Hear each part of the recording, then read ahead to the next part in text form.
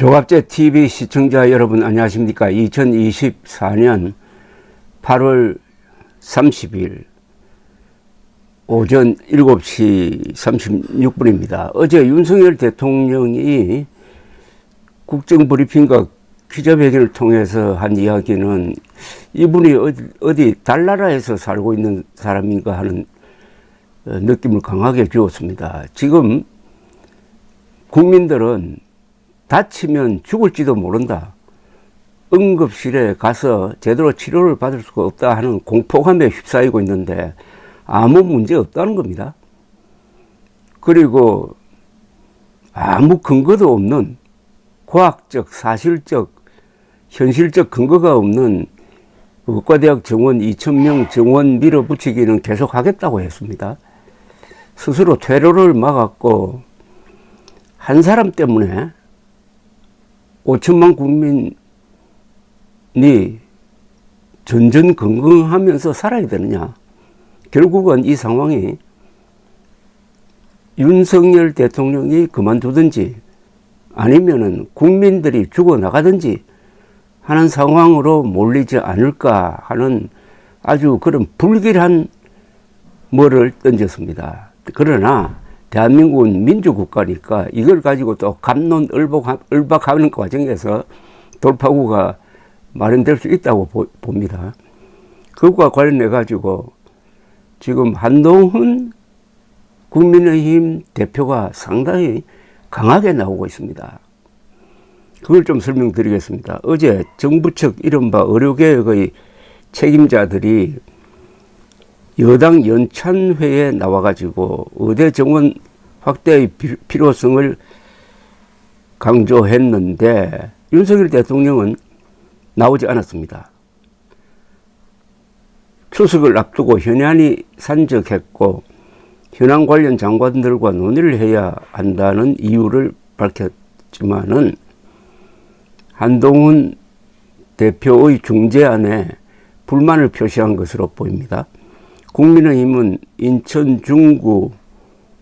인천국제공항공사 인재개발원에서 1박 2일 일정으로 2024 국민의힘 국회의원 연찬회를 열었습니다.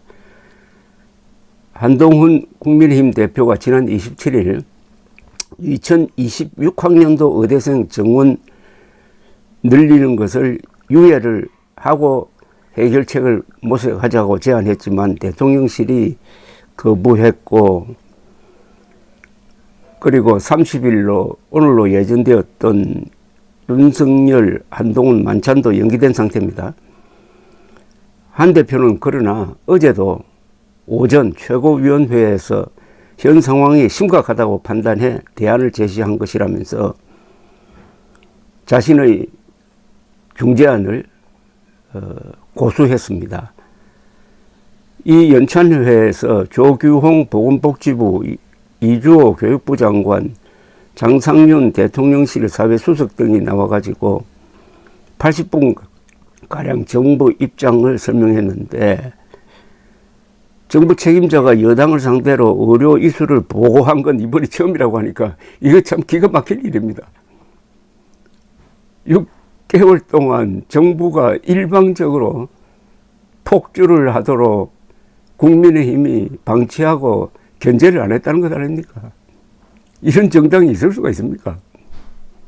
6개월 만에 처음으로 제대로 보고를 받았다는 이야기인데, 조규홍 장관은 뭐 별 문제가 없다고 했습니다. 대통령과 같은 이야기 했습니다. 이른바 응급실 뺑뺑이 문제에 대해서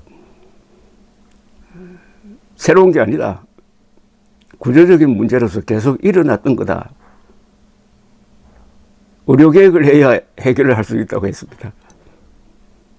이거 완전히 말도 안 되는 이야기죠.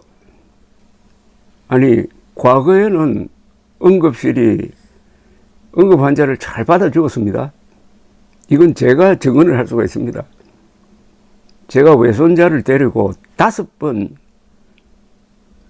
가까이 있는 강북 삼성병원 응급실을 찾았는데 그때마다 신속하게 치료가 되어가지고 참 고맙기 거지없는 생각을 했던 적이 있습니다. 119와 응급실이 연동된 한국의 이 세계적 응급체제가 지금 어떻게 되고 있습니까? 그런데 조규홍이라는 이 사람은 2,000명은 자기가 정했다고 하는 사람인데 아무 문제 없답니다. 아무 문제. 응급실 붕괴는 사실이 아니고 관리 가능한 수준이라고 했습니다. 현실과 동떨어진 이야기를 국민의힘 의원들이 얌전히 듣고 있었다는 이야기죠. 이주호 장관은 의과대학 신입생을 2,000명 늘리는 데 따른 무슨 시설이라든지 국립대 의대 교수 확보 문제라든지 이런 것도 잘 되고 있다고 한 모양인데 국회 청문회에서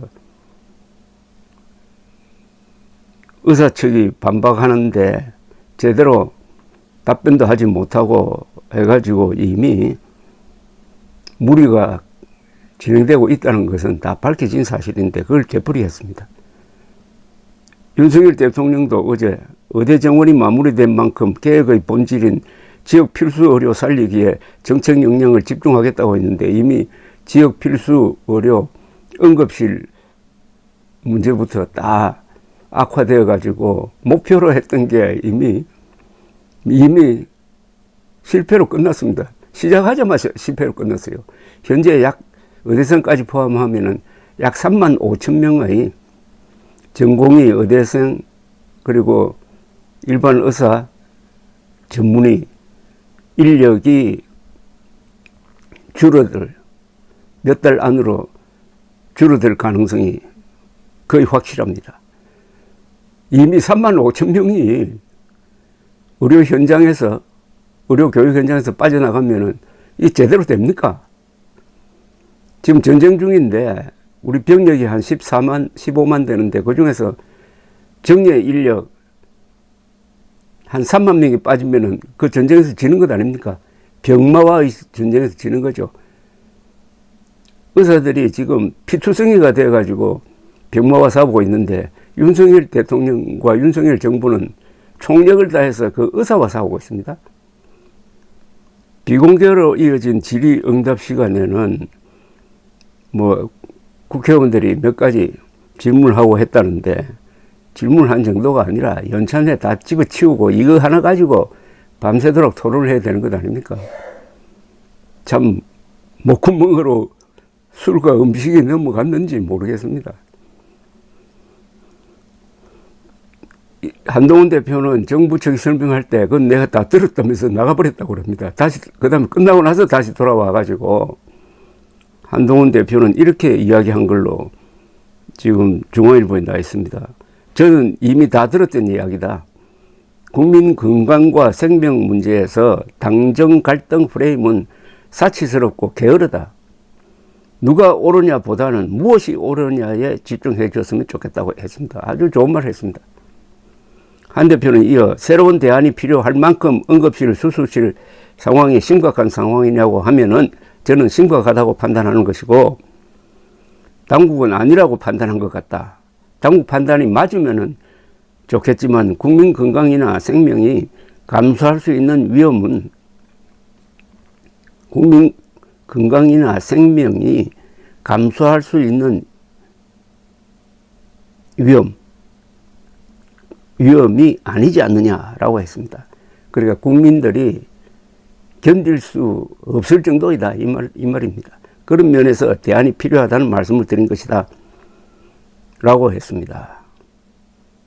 앞서 윤 대통령이 추석 연휴를 앞두고 가중되는 의료 대란 우려에 비상의료 체계가 원활하게 가동하고 있다고 말한 것과 정반대 인식을 드러낸 것이라고 중앙일보는 평을 했는데 이것은 윤석열 정부에 대한 터무니없는 낙관론에 대한 정면 반박처럼 들립니다. 앞으로 이 문제가 정치권에서 본격적으로 논의되기 시작했다는 게 새로운 국면입니다. 아마 민주당과 이재명 대표도 이 문제에 끼어들 것으로 보입니다. 그렇게 되면은 전체적 구도는 윤석열 대통령과 윤석열 정부가 호원으로 몰리고 있습니다. 그런 가운데서 상황이 더 악화되면은 여기서 비상한 일이 일어날 수도 있고, 그러면 또한 비상한 돌파구가 생기는 경우입니다. 어쨌든 지금은 한 사람 때문에 5천만 국민이 이렇게 벌벌 떨 수는 없다. 윤석열이 그만두든지 아니면은 국민이 계속 죽어나가든지 양자택일밖에 없다 하는 상황으로 몰려갈 가능성을 배제할 수 없다. 이렇게 정리하겠습니다. 감사합니다.